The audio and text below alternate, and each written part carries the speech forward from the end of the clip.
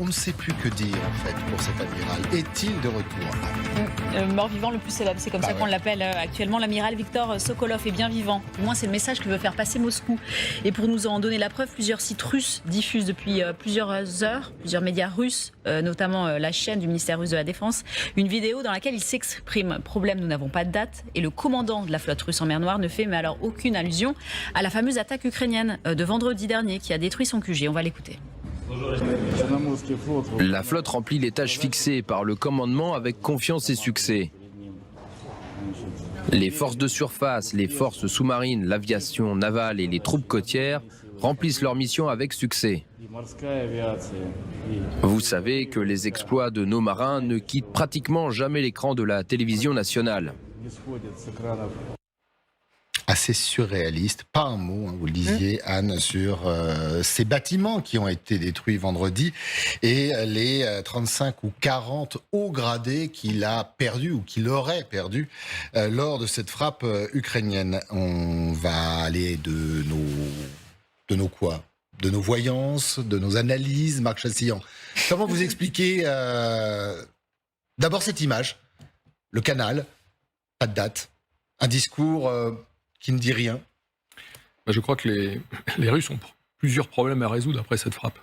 Le premier, c'est d'essayer quand même d'en savoir un peu plus sur le réseau d'information qui a permis ce ciblage dynamique. On appelle ça un ciblage dynamique, hein, c'est-à-dire que vous imaginez bien, pour que des missiles Scalp tombent au bon moment dans la bonne salle de réunion, il a fallu accumuler un nombre assez considérable d'informations, les recouper du côté ukrainien, et ça ne peut pas se faire sans qu'il y ait des présences physiques du côté de Sébastopol, qui viennent recouper un certain nombre d'informations qui viennent du renseignement électronique, de l'espionnage des téléphones, de l'espionnage de l'Internet, enfin, etc., etc. Bon, donc les Russes ont un problème à résoudre, qui est de remonter toutes ces filières d'informations pour, évidemment, les démanteler, les casser, chercher là où les taupes, qui quelquefois sont des taupes involontaires.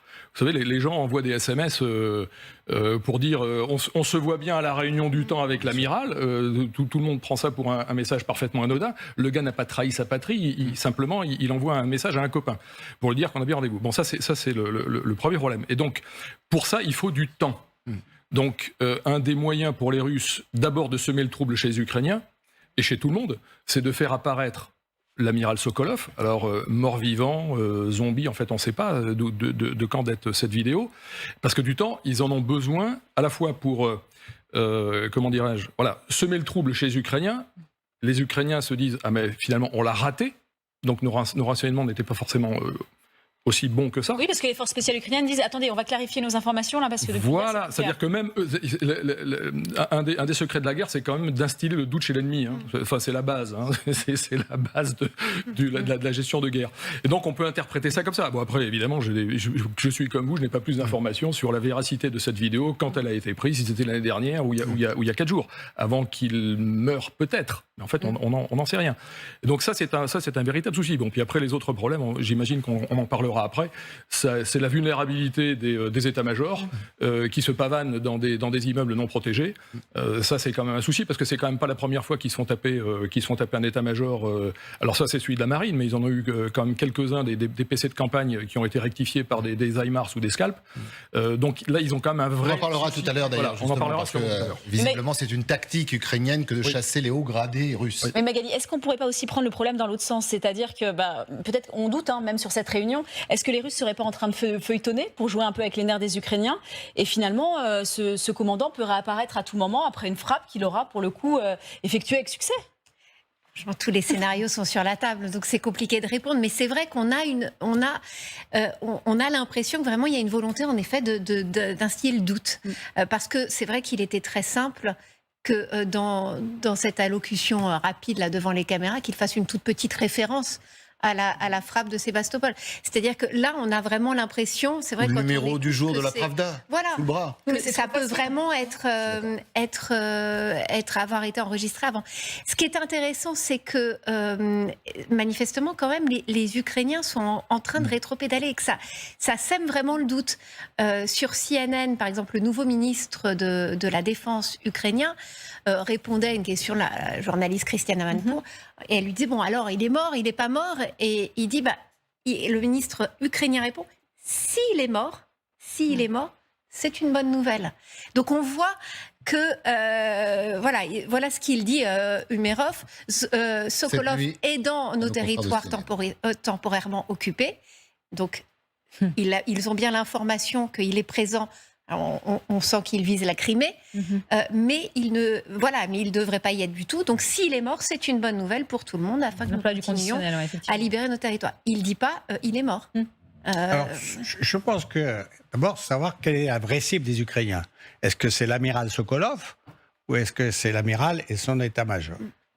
Si c'est l'amiral Sokolov... Parce que je rappelle juste aux téléspectateurs qu'il y avait tout l'état-major qui gère la mer Noire, la marine, mais également Selon les Ukrainiens. Selon les Ukrainiens, une partie de l'offensive. Si c'est Sokolov, ils ont fait beaucoup moins bien que les Américains avec l'amiral Yamamoto, pendant le grand amiral Yamamoto, qu'ils ont pris... Ils ont descendu son avion et là, ils n'ont pas loupé. À partir de Guadalcanal, sur les îles Salomon, avec tout un processus de renseignement remarquablement monté. Donc, de ce cas-là, apparemment, ils ont loupé. Si c'est l'amiral et son état-major, ça paraît en partie réalisé. Ce que je vais dire va vous paraître paradoxal, et pas forcément contre-productif pour les Russes. Pourquoi? Parce que ça montre bien que c'est pas parce qu'on est amiral qu'on échappe au risque. Et que globalement, entre les officiers généraux et les troupes et les marins, finalement, tout le monde court des risques. Ce qui n'était pas évident dans les guerres précédentes, où souvent les états-majors étant plus en profondeur, étaient moins touchés peut-être que les troupes, même certainement que les troupes au contact. Là, on voit bien qu'il y a écrasement de la profondeur et que les PC sont extrêmement vulnérables. Il y a d'autres exemples de PC qui ont été touchés. Ce qui, globalement, enlève une possibilité de dire aux pauvres soldats vous vous battez en première ligne pendant que vos chefs se gobergent à l'arrière. Ouais. Donc ça, on ne peut plus le dire, puisque manifestement, les PC sont devenus des cibles majeures, et c'est le cas pour Sébastopol, c'est aussi le cas en Ukraine occupée, et donc on a ce point de vue-là. Donc est-ce que là encore... c'est un point marqué, j'en suis pas sûr. Il y a par contre ce qui réussit pour les Ukrainiens, de ce que je pense, c'est la campagne globale menée sur la Crimée. Ça, c'est réussi. Des PC, des centres solaires, des navires en radoub, des ponts, tout ça, c'est réussi. Par contre, leur campagne de communication sur l'amirauté, puisque c'est manifestement l'amirauté qui a été touchée, ça semble pas parfaitement productif. C'est peut-être aussi une façon de ne pas parler de tous ceux et toutes celles qui sont morts au moment de cette frappe et qui comptaient peut-être pour l'armée russe. Votre analyse? Oui, je vais émettre une autre hypothèse, c'est qu'effectivement, il faut se rappeler dans quel monde on vit, c'est-à-dire les réseaux sociaux permettent d'avoir des informations rapidement, et je ne serais pas surpris que les Ukrainiens, si on part du principe qu'ils ont saisi une opportunité, où ils n'avaient pas nécessairement tous les renseignements, au contraire, sur qui exactement était là, ils savaient juste, il y a une réunion de haute importance, on peut frapper, on frappe. Et ensuite, ils utilisent la désinformation sur les réseaux sociaux pour créer une réaction de la part des Russes. Et donc savoir si oui ou non, ils ont bien tué l'amiral Sokolov, ou si oui ou non, quels sont les dégâts, quels sont les dommages, et de manière générale, jauger justement comment se comportent les Russes. Et là, à partir de Ils ont eu les infos avant, mais pas après. Personne pour vérifier. C'est ça, exactement. Donc comment vérifier autrement? Forcer les Russes à réagir. On a tué l'amiral, maintenant prouvez-le. Les Russes se sentent obligés de le prouver. Maintenant, ils font effectivement une preuve qui interpelle un petit peu quand même. C'est effectivement, comme on l'a souligné, ce n'est pas non plus... c'est pas flagrant. C'est ça. Donc peut-être que les Ukrainiens ont des informations complémentaires qui permettraient justement d'avoir une opinion différente sur leur frappe.